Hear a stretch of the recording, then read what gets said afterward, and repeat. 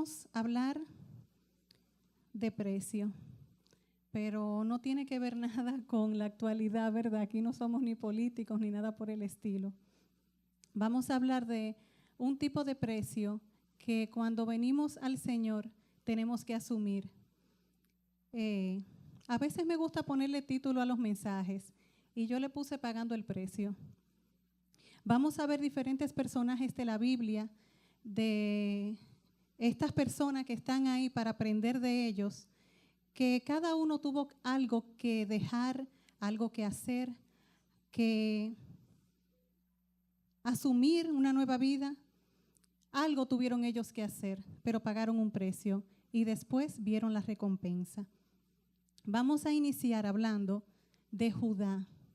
Qué raro, ¿verdad?, que no es de José. Porque cuando nos ponemos como por esa parte de Génesis, siempre pensamos en José. Pues no, hoy vamos a hablar de Judá. Aunque para hablar de Judá es necesario mencionarlo a él, a José, ¿verdad? Vemos que la Biblia, vamos a decirle, dedica desde el capítulo 37 hasta el capítulo 50 a hablar de José. Pero en el capítulo 38 hace una pausa y habla de Judá. No quiero quitarle méritos al personaje de José de ninguna manera. Es un personaje del que podemos aprender muchas cosas. Fue un joven que se dejó, que se apegó mucho a lo que había sido enmarcado, puesto en su corazón. Fue un joven que, como dice la palabra, todo lo que él tocaba lo prosperaba. O sea, él gozaba del favor de Dios. Qué bueno, ¿verdad? Nosotros debemos anhelar eso en nuestras vidas, poder gozar del favor de Dios. Anhelar siempre que cada cosa que emprendamos, que Dios esté ahí, porque de esa manera tenemos la garantía de que va a salir bien. Pues José era así. La palabra lo define a sí mismo, que todo lo que él tocaba, todo lo que José se ponía a hacer, lo prosperaba. Bien. Pero ¿quién era Judá? Judá fue el cuarto hijo de Lea. Lea, la hermana de Raquel, el esposo de Jacob, ¿verdad? Raquel fue por la que Jacob trabajó 7 años, eso no lo sabemos bien. Cuando al día siguiente se despierta, sucede que no es Raquel la que está ahí, sino Lea. Tuvo que trabajar 7 años más para conseguir la mujer que él amaba. Lea, la Biblia dice que era de ojos tiernos, dicen algunas versiones. ¿Qué sucede? Ella tuvo primero a Rubén, a Leví y Simeón, o Simeón y Leví, no recuerdo bien, y el cuarto fue Judá. Y dice que después no tuvo más hijos. La Biblia menciona a Judá la primera vez cuando habla de su nacimiento. Dice que ella alabó a Dios cuando le nació ese otro hijo, ese cuarto hijo, y no tuvo más. Judá significa alabanza a Dios, ¿verdad? Bien. Como les decía, José nos deja una gran enseñanza. Primero, cuando esta mujer viene y trata de seducirlo, la esposa de Potifar, no se apuren que vamos a ir a la Biblia en un momento. Lo que pasa es que quiero que veamos todo el entorno, ¿verdad? Para poder coger bien la idea. Cuando él es seducido por esta mujer, la de Potifar, él se mantiene firme, apegado a lo que aprendió. Fue obediente, entonces el Señor lo bendijo. Luego, ¿verdad? Dice que gozaba de la gracia de Dios. Este muchacho pasa todo lo que pasa, está en la casa de Faraón después, y el Señor lo pone en el segundo lugar después de Faraón. Pero no es de José que estamos hablando, es de Judá. ¿Se dan cuenta? Les voy a decir antes de continuar para que me vayan entendiendo. El precio que tuvo que pagar Judá fue ver que otro brillaba. Abstenerse de ser como el más visto. Crecer en una casa donde el papá, como José fue el más grande de Raquel, hubiera preferido que todos los beneficios del primogénito estuvieran sobre José, pero no estaban en José porque el primero era Rubén, ¿verdad? Y de Lea, el cuarto era Judá, como les dije. Pero imagínense vivir en un lugar donde su papá tiene un hijo favorito que no es usted, ¿verdad? Vamos a verlo en la Biblia. Vamos a ver la primera aparición de Judá, que está en Génesis 29:35.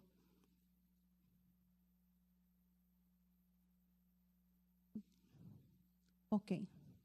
Génesis 29:35. Sí, dice, concibió otra vez y dio a luz un hijo y dijo, esta vez alabaré a Jehová, por esto llamó su nombre Judá y dejó de dar a luz. Después de eso, vemos en el capítulo 38, que es el que les decía, donde menciona a Judá y Tamar. Pero antes de hablar de Judá y Tamar, déjenme mencionarle cuál es la próxima vez que se menciona a Judá. Precisamente tratando de salvar la vida de su hermanito José. Cuando los hermanos lo iban a vender, Rubén hizo como un intento fallido y luego vino Judá y dijo, bueno, pero no lo vamos a matar, mejor vamos a venderlo. Eso está en Génesis 37, del 26 al 28. Dice, entonces Judá dijo a sus hermanos, ¿qué provecho hay en que matemos a nuestro hermano y encubramos su muerte? Venid y vendámosle a los ismaelitas, y no sea nuestra mano sobre él, porque él es nuestro hermano, nuestra propia carne, y sus hermanos convinieron con él. Después de esto, se ve nuevamente a Judá. Acuérdense que dije que son 12 capítulos, excepto el 38 para José, ¿verdad? Son versículos esporádicos que vemos de Judá. Luego se menciona a Judá. Después de esto es que viene con Tamar, que es el capítulo 38, perdón. Entonces, después de eso es que viene y se menciona también salvando a Benjamín, su hermanito, frente a José, al cual él no había reconocido todavía, ya cuando José era el segundo después de Faraón. Cuando leía esto, que él como que siempre estaba como tratando de salvar a los hermanos, me acordaba de mi hermana Edita. Ella siempre como que era la que estaba como defendiéndonos a mí, a mi hermana Maripili. Y nosotras literalmente como que barajábamos los pleitos. En el colegio, Edita, cualquier persona, algún problema, no, esa es mi hermanita. Edita siempre estaba como en esa actitud. Pero bien, vamos a ver el capítulo 38 para entender un poco más por qué será que entre este largo relato de José, la Biblia para y dedica un capítulo a Judá. Génesis 38 dice, ¿verdad? Aconteció en aquel tiempo, lo vamos a leer completo, hermanos, para poder entender bien. Aconteció en aquel tiempo que Judá se apartó de sus hermanos y se fue a un varón adulamita que se llamaba Ira. Y vio allí Judá la hija de un hombre cananeo, el cual se llamaba Suba, y la tomó y se llegó a ella. Y ella concibió y dio a luz un hijo y llamó su nombre Concibió otra vez y dio a luz un hijo y llamó su nombre Onán. Y volvió a concebir y dio a luz un hijo y llamó su nombre Sela. Y estaba en Quesib cuando le dio a luz. Después Judá tomó mujer para su primogénito la cual se llamaba Tamar. Y el primogénito de Judá, fue malo ante los ojos de Jehová, y le quitó Jehová la vida. Entonces Judá dijo a Onán, llégate a la mujer de tu hermano y despósate con ella y levanta descendencia a tu hermano. Y sabiendo Onán que la descendencia no había de ser suya, sucedía que cuando se llegaba a la mujer de su hermano, vertía en tierra por no dar descendencia a su hermano. Y desagradó en ojos de Jehová lo que hacía, y a él también le quitó la vida. Y Judá dijo a Tamar su nuera, quédate viuda en casa de tu padre, hasta que crezca Sela mi hijo, porque dijo, no sea que muera él también como sus hermanos. Y se fue Tamar y estuvo en casa de su padre. Pasaron muchos días y murió la hija de Súa, mujer de Judá. Después Judá se consoló y subía a los trasquiladores de sus ovejas a Timnat, él y su amigo Ira el adulamita. Y fue dado aviso a Tamar diciendo, he aquí tu suegro sube a Timnat a trasquilar sus ovejas. Entonces se quitó ella los vestidos de su viudez y se cubrió con un velo. y se arrebozó y se puso a la entrada de Enaim, junto al camino de Timnat, porque veía que había crecido Sela y ella no era dada a él por mujer. Y la vio Judá, y la tomó por ramera, porque ella había cubierto su rostro. Y se apartó del camino hacia ella y le dijo: déjame ahora llegarme a ti, pues no sabía que era su nuera. Y ella dijo: ¿qué me darás por llegarte a mí? Él respondió: yo te enviaré del ganado un cabrito de las cabras. Y ella dijo: dame una prenda hasta que lo envíes. Entonces Judá dijo: ¿qué prenda te daré? Ella respondió: tu sello, tu cordón y tu báculo que tienes en tu mano. Y él se los dio y se llegó a ella, y ella concibió de él. Luego se levantó y se fue, y se quitó el velo de sobre sí, y se vistió las ropas de su viudez. Y Judá envió el cabrito de las cabras por medio de su amigo el adulamita, para que éste recibiese la prenda de la mujer, pero no la halló.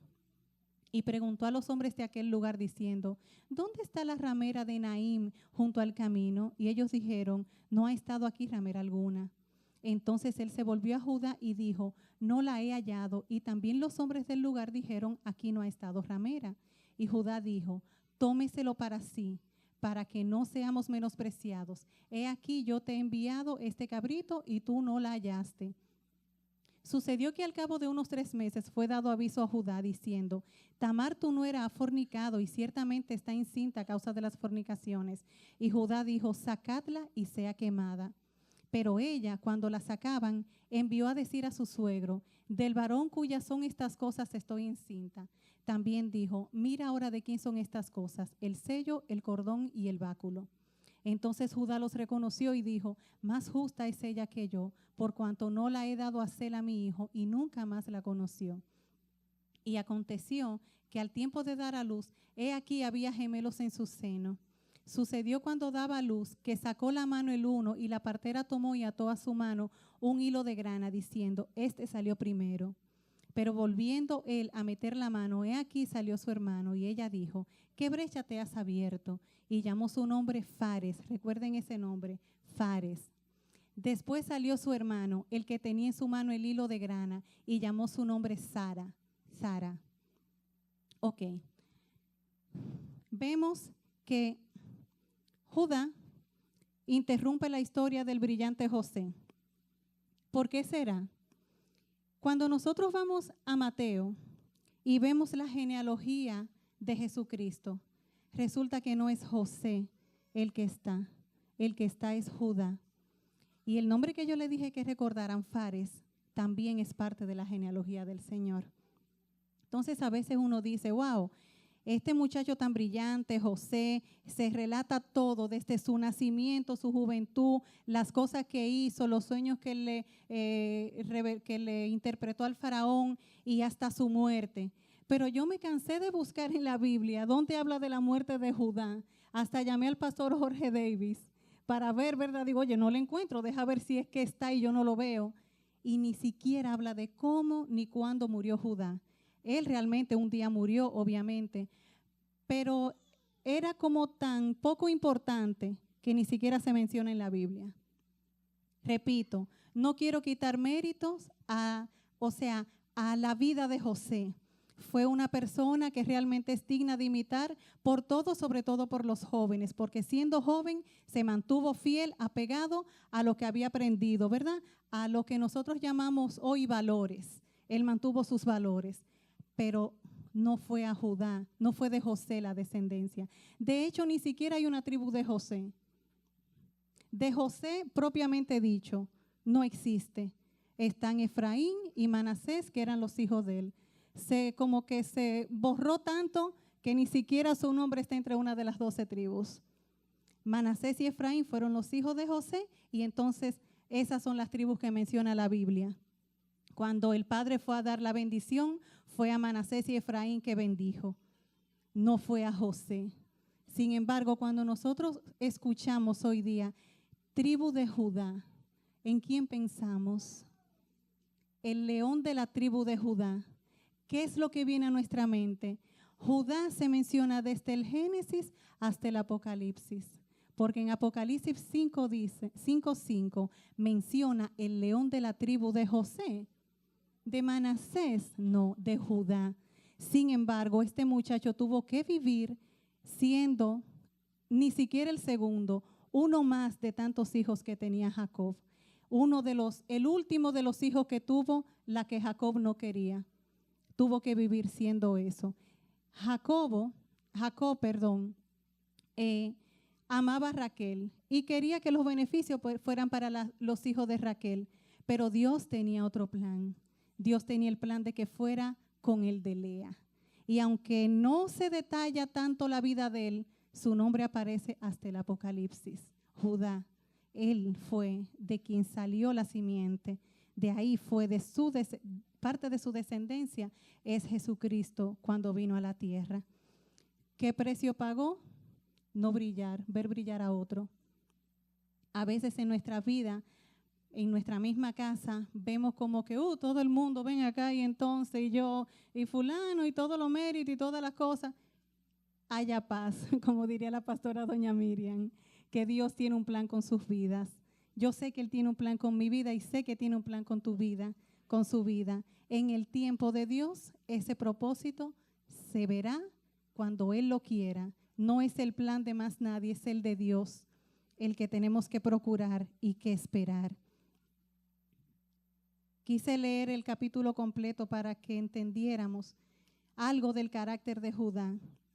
Podemos ver por esto que era como compasivo y justo. Siempre como que se compadecía de los hermanos y fue justo cuando se dio cuenta que aquella mujer había concebido de él. Dos características del carácter de Dios: compasivo y justo. Otro personaje que tuvo que pagar otro precio.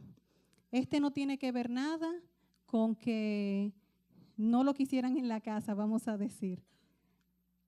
Este personaje, según lo que detalla la Biblia, o sea, no lo dice explícito, pero podemos llegar a la conclusión que era un joven adinerado. Es Eliseo.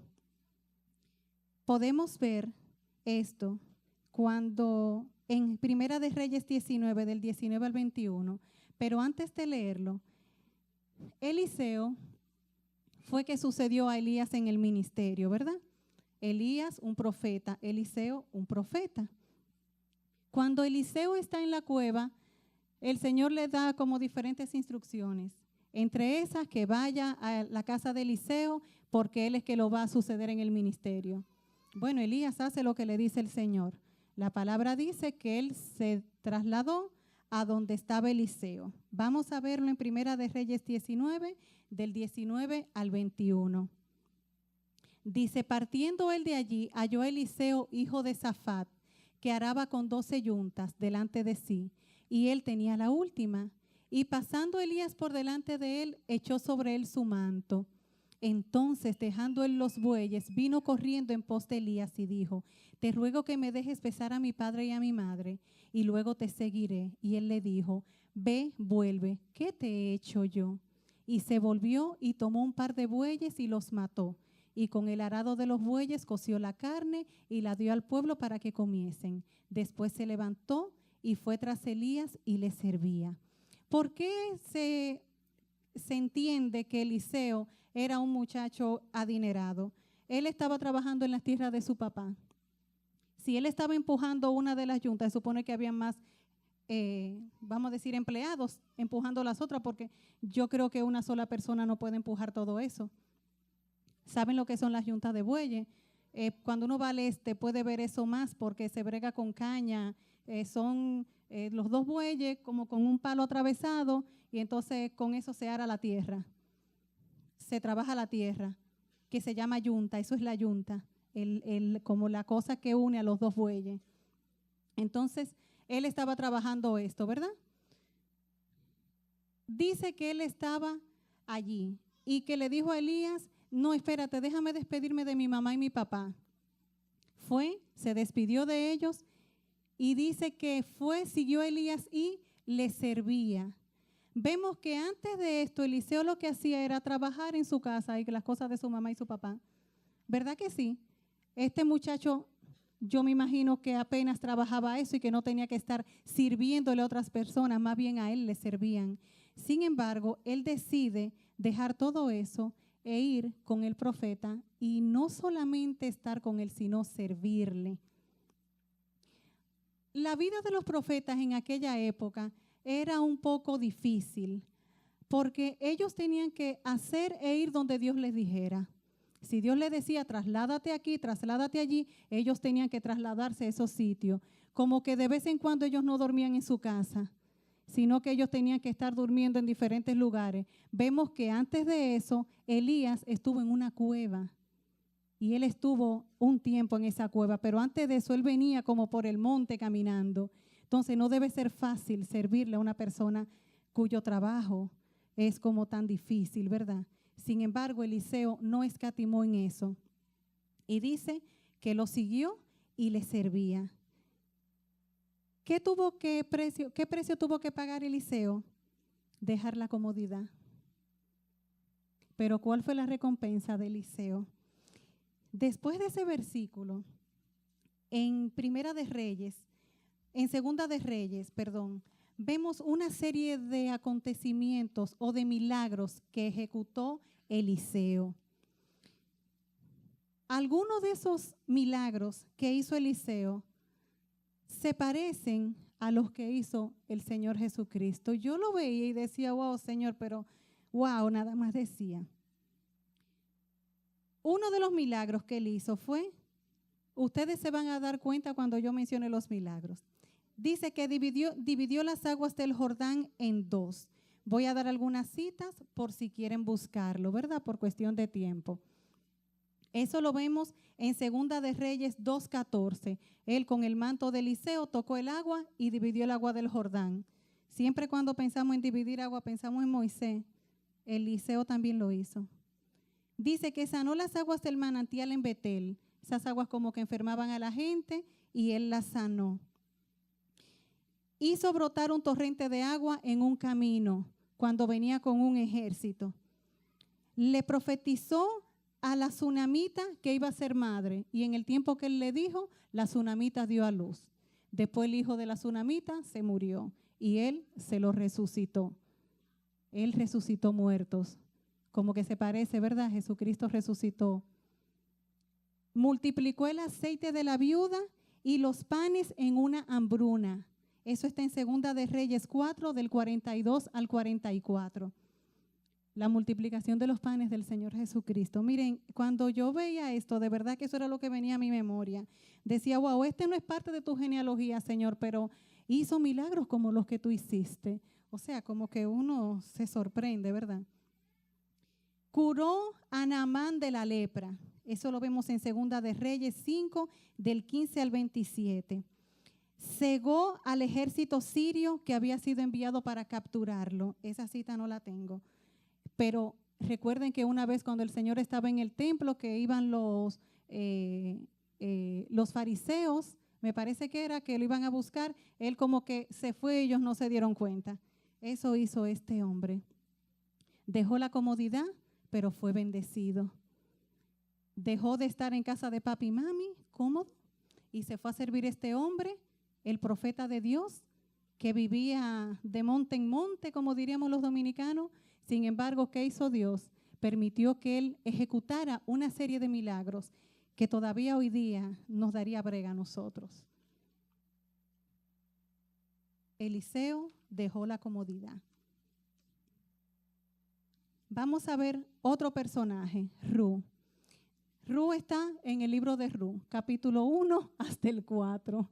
No lo vamos a leer, por supuesto, pero conocemos la historia de Ru. Esta muchacha queda viuda y decide seguir a su nuera. Cuando yo leo lo que Ruth le dijo a Noemí, yo pienso en una confesión de fe, porque ella dejó su Dios para servir a Dios de Noemí.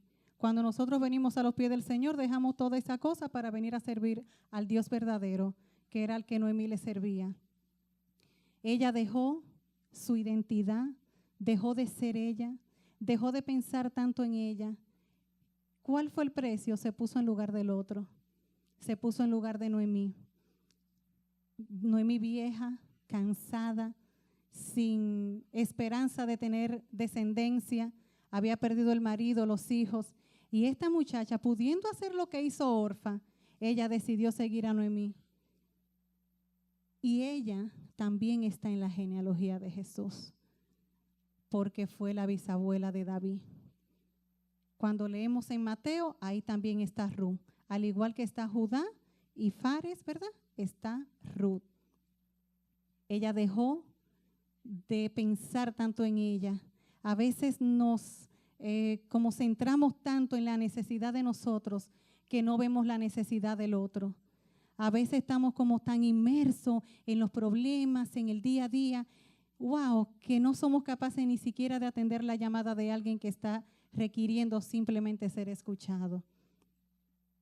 Ella se puso en lugar del otro.